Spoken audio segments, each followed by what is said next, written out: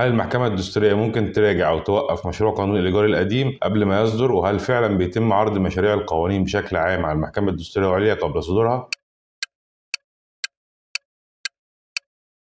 ولأنه سؤال في محله ويعتبر من أبرز الأسئلة اللي جات لنا من حضراتكم، فالإجابة هنا لازم تكون بالقانون زي ما تعودنا مع حضراتكم، لأني ولا فيلسوف ولا أنا بدعي كامل العلم ولا أنا فقيه دستوري، أنا شخص عادي جدا وأقل من العادي، بشتغل محامي وبحاول أقدم شيء أعتقد إنه ممكن ينفع الناس. وتعالوا نوضح كل حاجة بكل هدوء. المحكمة الدستورية العليا هي أعلى قمة في الهرم القضائي المصري، وهي هيئة مستقلة تماما ومقرها في القاهرة، وده طبقا لقانونها الأساسي، وهو القانون رقم 48 لسنة 79 طبقا لأحدث التعديلات بالقانون 137 لسنة 21. في المادة 25 من القانون ده بتقول إيه بقى؟ بتقول إن تختص المحكمة دون غيرها بالرقابة القضائية على دستورية القوانين واللوائح، والفصل في تنازع الاختصاص، والفصل في تنفيذ الأحكام المتعارضة. يعني باختصار وبدون ما أدخلكم في تفاصيل، دور المحكمة بيبدأ بعد ما القانون يصدر رسميا، مش أثناء ما هو مشروع قانون، ومش أثناء المناقشات لمشروعات القوانين عموما، ولا أثناء المراحل التشريعية في البرلمان. يعني الحكومة تكتب مشروع قانون، البرلمان يناقشه ويعدله، لكن المحكمة الدستورية ما تتدخلش خالص في المرحلة دي، لأن هي ببساطة مش طرف في صناعة القانون. هي باختصار الحكم اللي بيراجع القوانين بعد ما تصدر وبيتم نشرها في الجريدة الرسمية.